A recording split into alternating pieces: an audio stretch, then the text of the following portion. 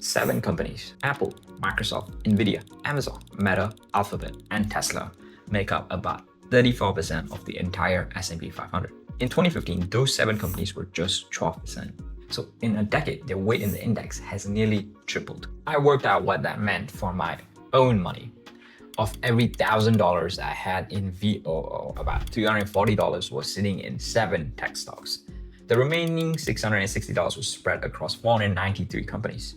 That's when diversified stopped feeling like the right word. The thing that really stuck with me was looking at 2022. The standard S&P 500 fell 19% that year, but the S&P 500 equal weight index, the same 500 companies, just held equally instead of by market cap, fell only 11%. Same companies, 8 points of difference. The cap-weighted version lost almost twice as much as the equal-weighted version. That gap was the concentration showing up. It was the top of the index one, amplifying the damage. And looking at this year, I saw the same pattern starting again. Through the end of February, the Max 7 was down 7%. The other 492 companies in the S&P 500 were actually up 4%. The index was getting dragged down by the biggest 7 holdings. That was my right now problem. But the thing that actually made me sell was something else. It was what I found when I started looking at the history. I went looking for a period that looked like today. From the start of 2000 to the end of 2009, the S&P 500 lost money. Cumulative return is negative 9%. That works out to about negative 1% a year, every year for 10 years. Someone who put $10,000 on the first day of 2000 had about $9,100 in 2010. After inflation, they lost roughly a third of their purchasing power. What got me was why that decade was so bad. The S&P 500 in 2000s was sitting at record valuations, dominated by a small group of mega cap tech stocks everyone was sure couldn't lose: Cisco, Intel, Microsoft. People talked about them the same way people talk about the Max 7 today. So I asked myself the obvious question: what does the S&P 500 look like right now? Record valuations, dominated by an even smaller group of tech stocks. The whole market pricing in the assumption that AI keeps these companies going forever. So here's what I'm actually doing with the money. I'm still 100% invested. I didn't move to cash. I just split my portfolio into 2 halves that work in slightly different directions. 50% goes into QQQM and 50% goes into VWRA. People call this the barbell strategy. Let me walk you through the reasoning behind each side. QQQM is the growth side. It tracks the Nasdaq 100, the top 100 tech stocks that exclude financial companies. I picked it because if I'm going to have tech exposure in my portfolio, I want it to be intentional. Not, 34% tech hidden inside fund I'm calling diversified. I'm not saying we're about to repeat 2000s. Nobody knows that. What I worked out is that the setup looks more similar to that period than any other time during my investing lifetime. And if I lost decade hits during my prime earning years, I wouldn't get these years back. So I asked myself one more question: what actually returned money during that lost decade? Because something must have returned. That is the question that built the rest of my portfolio.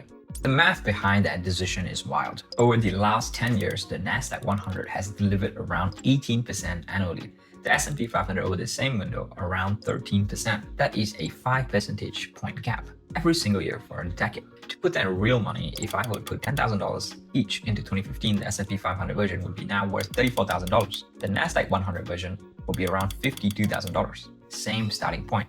18 grand difference. And here's the part I had to be honest with myself about. Most of the S&P 500's return over the decade came from the Max 7 anyway. So I was already getting most of my return from those names. I just had it diluted across 493 other companies that weren't pulling their weight. With QQQM, I get the engine without the dilution.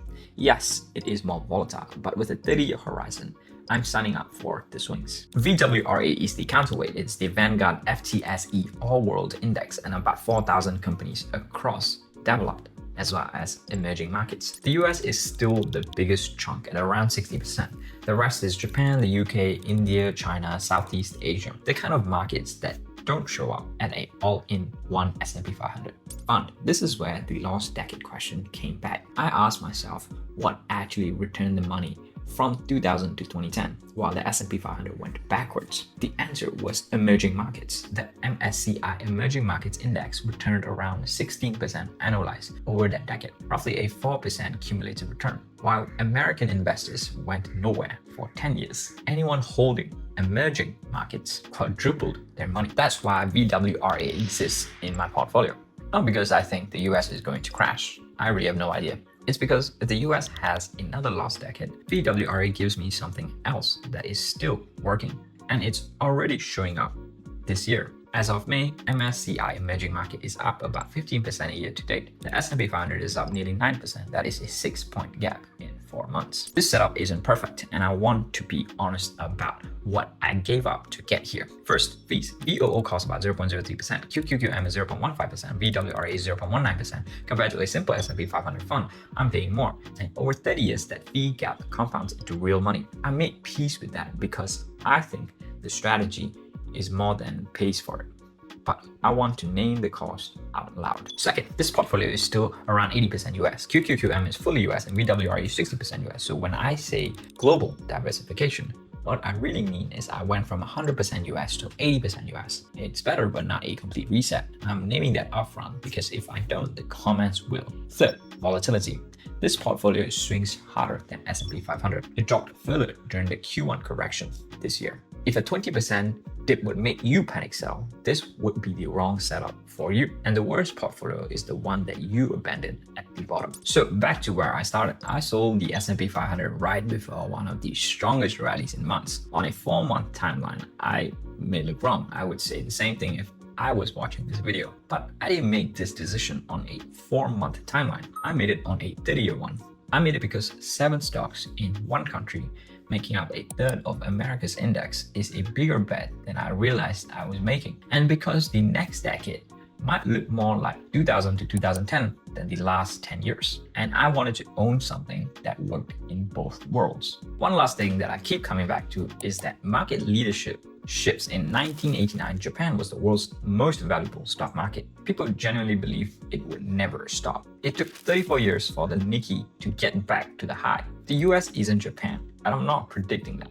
But it is a useful reminder that dominance isn't perfect, even when everyone you talk to thinks it is. If you're wondering where I actually buy these ETFs, I use Longbridge as my brokerage in Singapore. The link is in the description, and it is an affiliate link, which means I get a small commission if you sign up through it at no extra cost to you. It's also the broker that I personally use, so I would be recommending it either way. Just a quick note, none of this is financial advice. I'm just sharing what I did with my own money. So please do your own research. If you want more smart investing videos and a glimpse into my journey as a 28-year-old in Singapore trying to build real wealth and retire early, hit subscribe. That's where I share all of it.